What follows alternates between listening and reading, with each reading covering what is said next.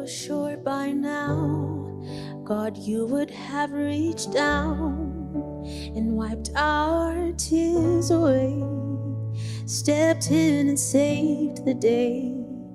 But once again, I say amen, and it's still raining. Well, as the thunder rolls, I barely hear you whisper through the rain, I'm with you. And as your mercy falls, I raise my hands and praise the God who gives and takes away. And I'll praise you in this storm, and I will lift my hands. You are who you are, no matter where I am. And every tear I've cried, you hold in your hands. You've never left my side, and though my heart is torn, I will praise you in this storm.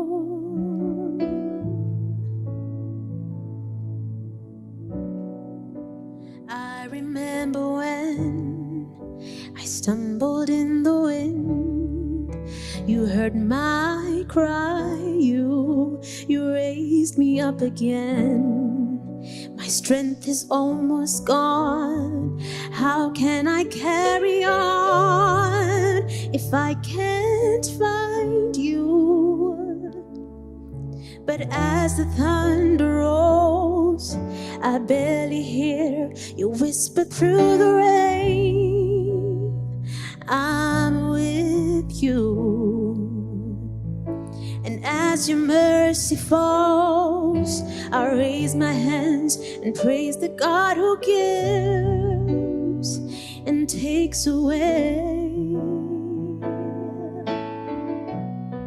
And I'll praise you in this storm, and I will lift my hands. You are who you are, no matter where I am. And every tear I've cried, you hold in your hands. You never left my side, and though my heart is torn, I will praise you in this storm. And though my heart is torn, I will praise you in this storm.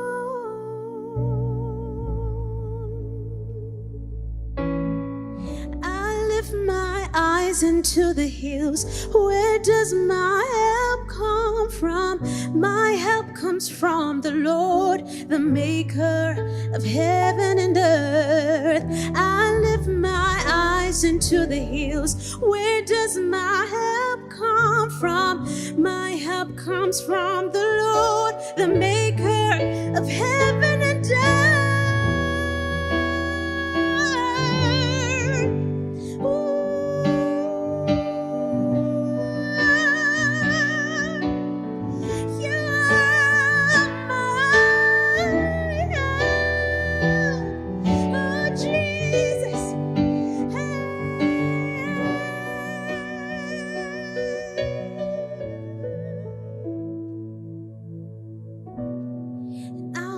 You in this storm, and I will lift my hands.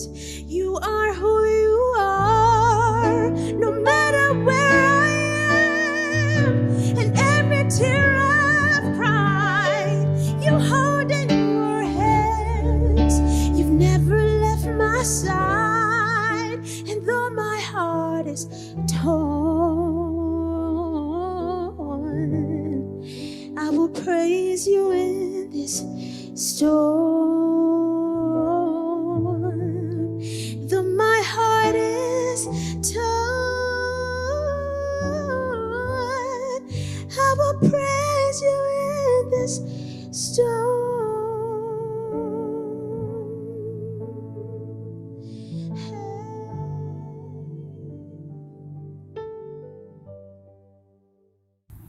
My name is Njambi, Julie Njambi Maina. I am a worship team member. Have been in this church for what? 10 years actually. I've been a member of the worship team for 10 years right now, going on 11, I think.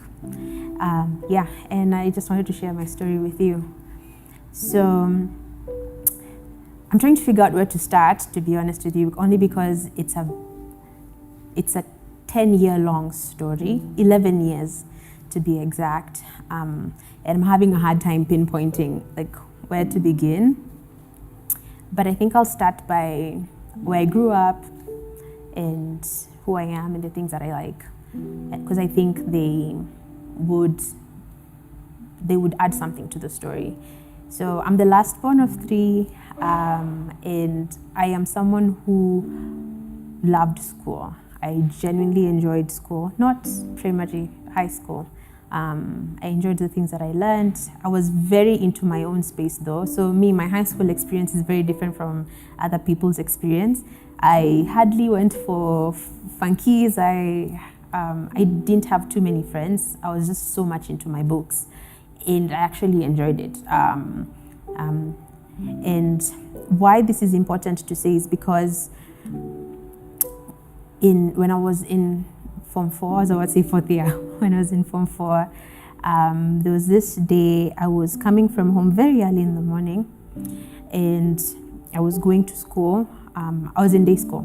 So on my way to school, I fell into a ditch because it was very dark, around 5:30 in the morning, and I didn't really see the hole. So I fell in, had a sprained ankle, but really that's where this whole story begins, because from that day, I think my entire life changed.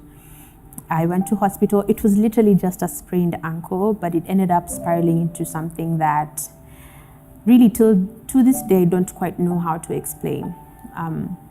So I went to hospital. It was also found out that I got an infection. I was treated for that. I was okay. Was given crutches. Went home. I mean, it was an easy thing. It's a sprained ankle. You'll be fine. But about a week later, I started having fits, like shaking. It's not epilepsy. They're more like fits because you're aware that you're shaking and you really can't control your body. And I was shaking a lot. I couldn't talk. I couldn't manage my own movement. I was rushed to the hospital.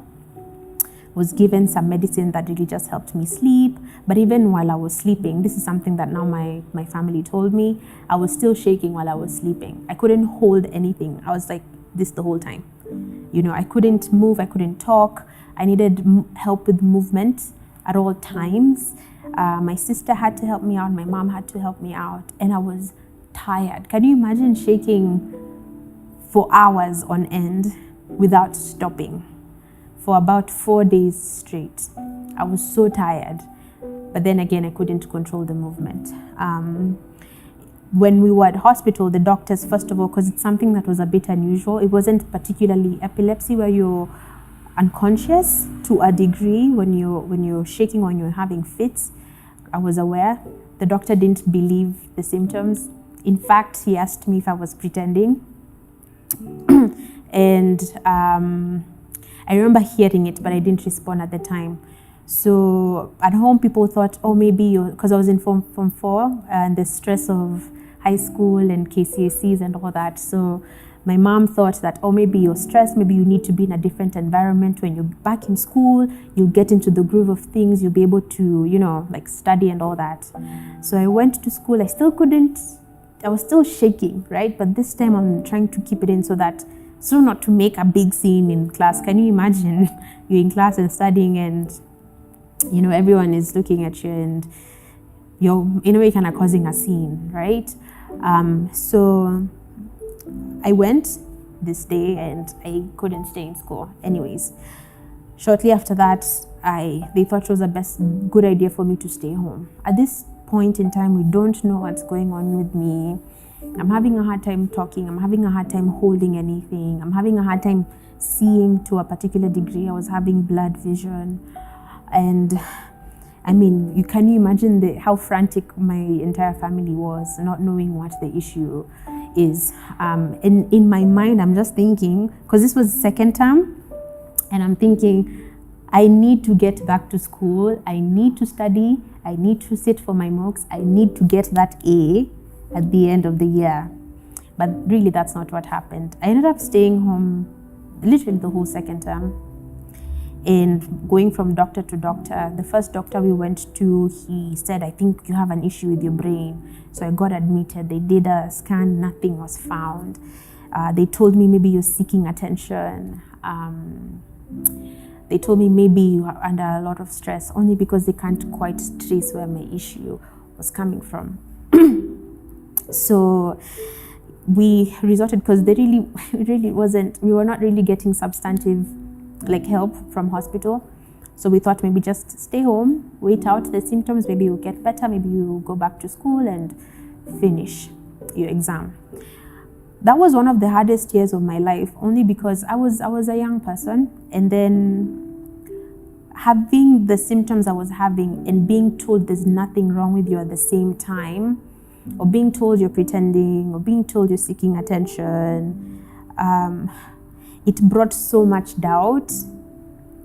I got to a point where I was feeling unwell, but I would not believe that I'm unwell. I don't know if that makes sense, only because, you've been told you're okay, you should be fine. You should be fine. So I remember I would tell myself, no, Jambi, you're fine. This is nothing. But the symptoms weren't going away, right? And I mean, I was prayed for. I was told, drink this, go here, talk to this pastor, pray this prayer, sing this song, you'll be fine. When nothing was working, I was told you don't have enough faith. That's why you're in the same position. So I remember when we went into the third term, because now, it was KCSE, and we were trying to figure out, I need to sit for my papers. Oh, and this whole time I'm also not walking. I have no balance. I had to learn how to use crutches properly, but fully depend on them for my movement at the time. So I remember we decided maybe I should try and go back to school, even in the situation that I am in, and try and see if I can sit for my exams. But it was a so-so kind of thing. I literally went back to school, about 5 weeks? 5 weeks, give or take, 2 exams. Thankfully, I actually managed to sit for those exams. I was literally getting to school to do the paper. Someone picks me up, home. Finished shortly after that, went to hospital. Literally the week after exams, went back to hospital. Finally, I got a doctor who helped. They gave me a diagnosis. And the comfort of knowing that you're not making up those symptoms was something that I really needed at the time. So I was treated. I actually got okay. After 5 months of not being able to use my body properly, I was okay. I went back to my life. But you see, now that's just the beginning of the story. This was about over 10 years ago, actually, yeah. So every year since that time, I was getting these things you call relapses. So I'd be fine for a period of time, and then it will get to a certain point, and it's my body shuts down. And I go back to hospital, and it's the same story, that there's nothing wrong with you, you're fine. You should be stopped being under stress and all that. I was told to see a psychiatrist. They told me, if you take this medicine, I remember they did a procedure that's called abreaction. Abreaction is a procedure where you are given it's like a sedative or like a depressant of sorts that's supposed to help you release your inhibitors and help you be free from stress or whatever. So I remember this doctor telling me, when we do this procedure, you would be able to walk immediately and come to my office, she said. And she did that twice and it didn't work. one time I was in hospital. I went there having these kinds of symptoms. I came back home being worse. I couldn't even use my own hand to write. I know that it sounds like a little frantic, the story. That's because honestly, it is as frantic as I am describing it. But I remember after 2013, the interesting thing was I would get the symptoms for like a period of time, maybe 3 to 4 months, and then I'd be okay. So that was the narrative from 2010 all the way to 2013. I'd get a period, I'll be like, I'm so down, I can't do much for myself. But then I pick up, I improve, and life moves on. So from 2013 to around 2017, I did my life. From 2014 rather to 2017, I did not experience any symptoms. I genuinely thought this was a thing of the past, never to experience such situations anymore. I thought I was healed. I really thought God came through. And during that period, I really invested a lot of my time here. I would like to think I was one of the more available volunteers, like for anything.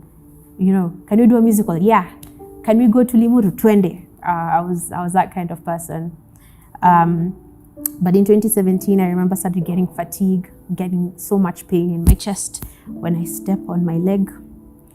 And because I know this cycle, I was like, Jambi, just the symptoms. And I don't know why that stuck in my head, thinking that whatever I'm going through is not real. So anytime I'd feel sick, I'd be like, no. You're fine, snap out of it, you're fine, do life, you're okay just like everyone else. Stop thinking about your symptoms, stop thinking you're sick, you're not sick. And at the same time, I'm in pain, I can't step on my own leg to walk and move around. But I kept telling myself, no, it's fine. Like jikaze uko sawa. But it just kept getting worse. It got to a point where I started to use one crutch. And I was trying to hide my symptoms from my family because they really begin to worry. They get very worried when this situation happens. And I started with one crutch, moved to 2 crutches because I couldn't support myself anymore on one crutch. Got to a point even I couldn't use my own crutches properly. And at this point, because I've felt so scared going to hospital, I didn't want to go to hospital. I'd be like, the symptoms I've had before, I will wait them out, they will go away, I'll be fine. But I never did get fine.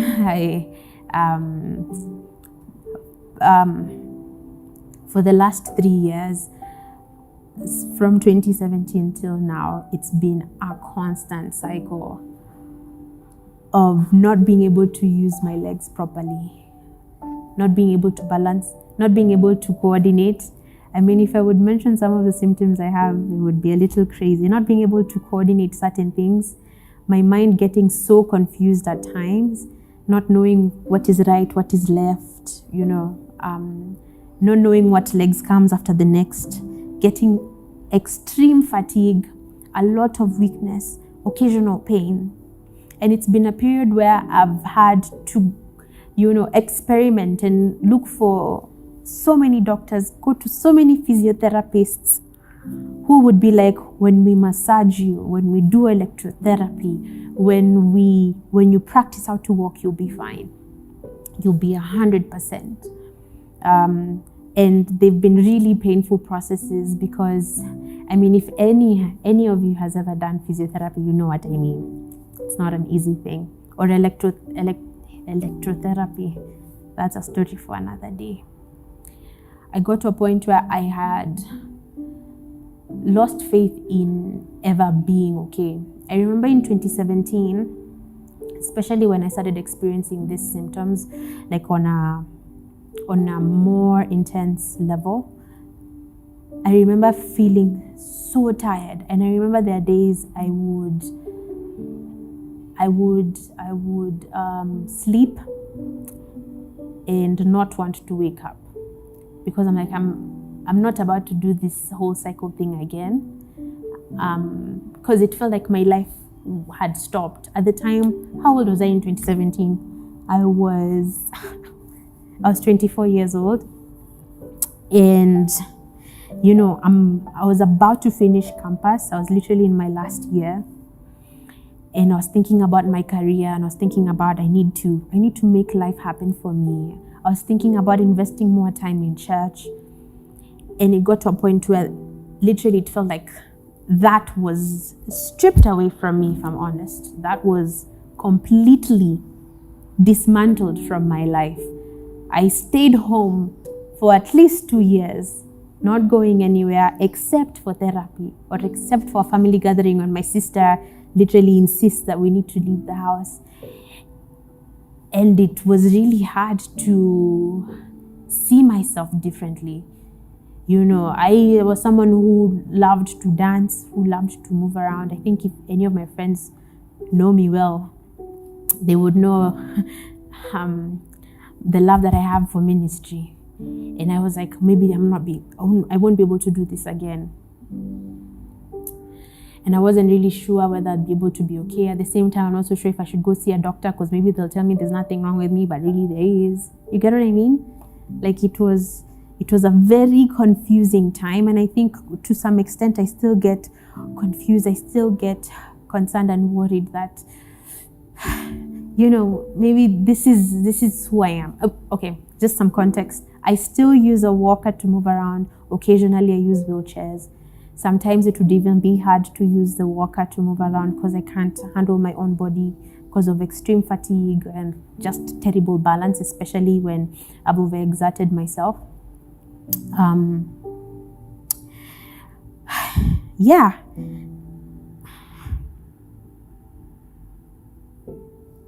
I mean, I think when you think about difficulties and challenges that you go through in your life, I think the one that stands out the most is like health complications, right? Because they come and they change your life on a financial level, on an emotional level, on a sociological level. It changes your sphere, even how you relate to your friends. Because I remember that I stayed by myself for so long, and I was someone who was always around people. But then I had to get to a place where, I could never leave my room. So if people wanted to see me, they'd have to come and see me, And then you begin to question yourself. It's like, oh my God, who are these friends that I have that can really come and, support me during this moment? At the same time, understanding that, people are still going through their own difficulties, just that mine is more visible at the same time. Hey, I think I'm still processing just how this whole journey has changed my life. And for a long time, I wanted God to snap his fingers, like Thanos, snap his fingers and be like, Jambi, now you can go back to your life. And I kept envisioning going back to the Jambi that could walk, could run, could sing while standing and dance and move around and, be normal. For 2 years, that was what my main goal. Like, I need to get back there. I have to get back there. But after doing physio for so long, you realize that even when they tell you you will recover, they don't promise 100%. They tell you maybe 70%. But that's like a give or take. It's never a sure thing. And they're very careful with how they promise hope, because they might tell you will get to 100, but you might never. And that's been my story after taking a lot of supplements and medicine and seeing many doctors. There's never been a sure thing that my condition will change. Eventually, I got to see a doctor who told me what my diagnosis was. This year, actually, last year rather, in 2020, in September.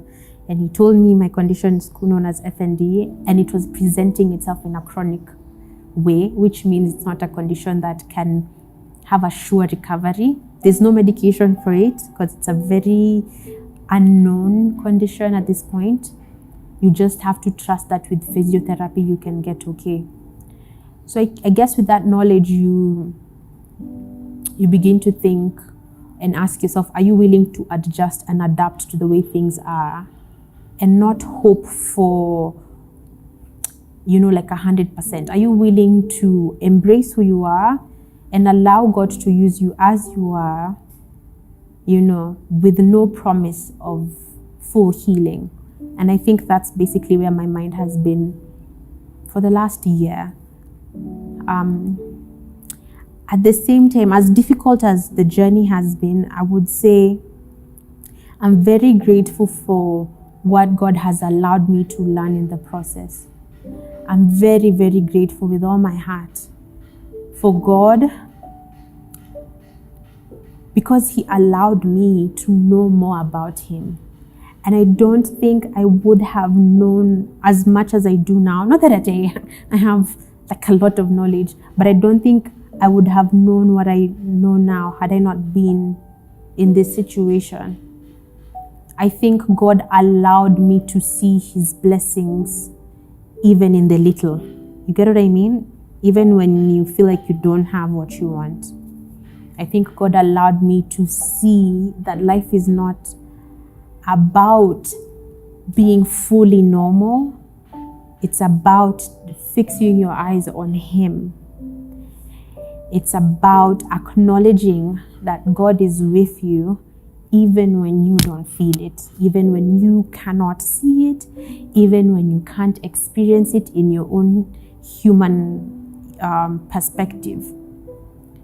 I don't think this is something I would have learned had I not been in this situation. I don't think I would have valued my relationships with my friends and my family as much as I do now had I not been in this situation. I don't think I would have seen the value of walking or dancing, or running had I not been in this situation. I don't think I would have seen the value of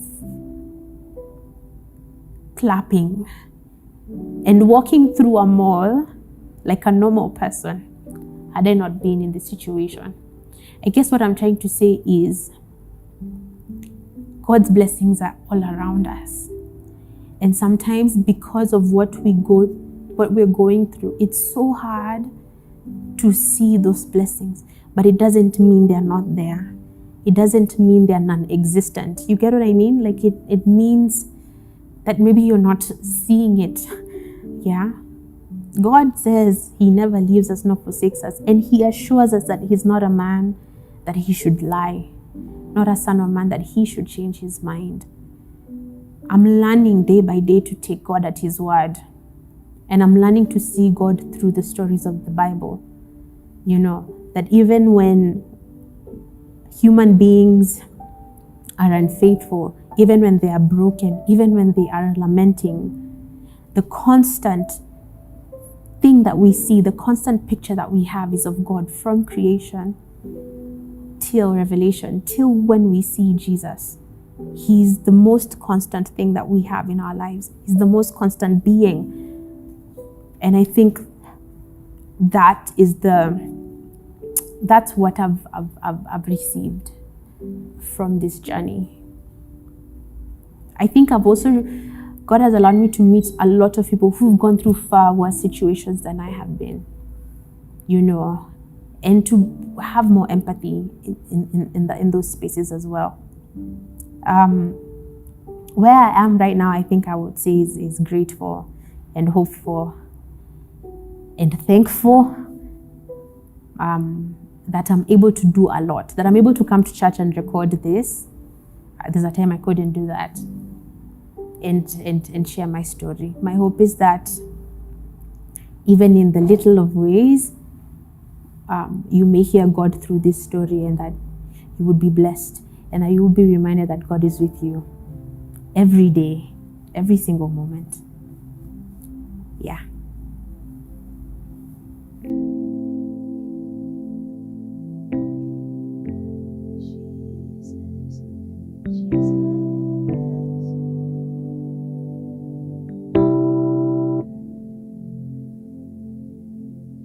Take this fainted heart, take this tainted hands, Wash me in your love. Come like grace again. Even when my strength is lost, I'll praise you. Even when I have no song, I'll praise you. Even when it's hard to find the words louder than I'll sing your praise.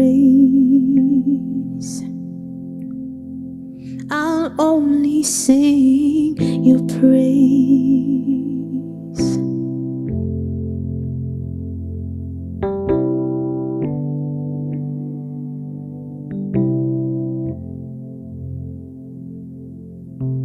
Take this mountain weight. Take this ocean tears. Hold me through the trial. Come like hope again.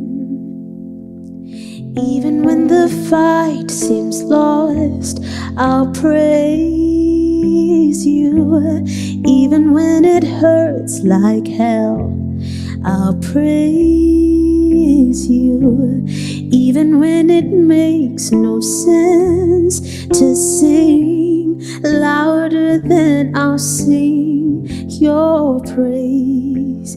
Ooh, ooh, I'll only sing your praise.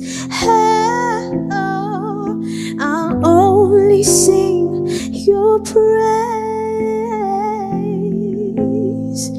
I'll only sing your praise. I'll only sing your praise.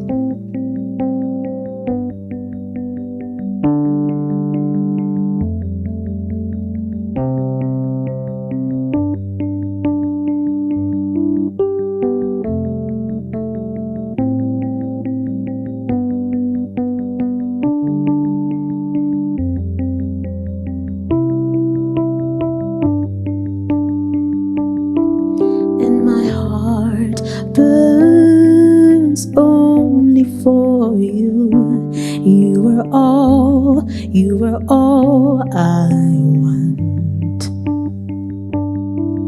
And my soul waits only for you. I will sing till the morning has come.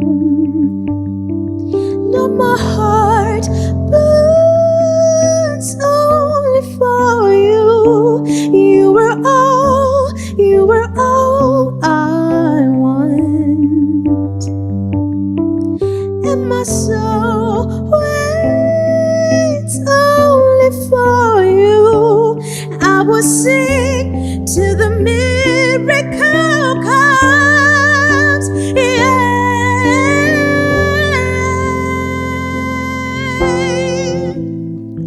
I'll only sing your praise. I'll only sing your praise. I'll only sing your praise.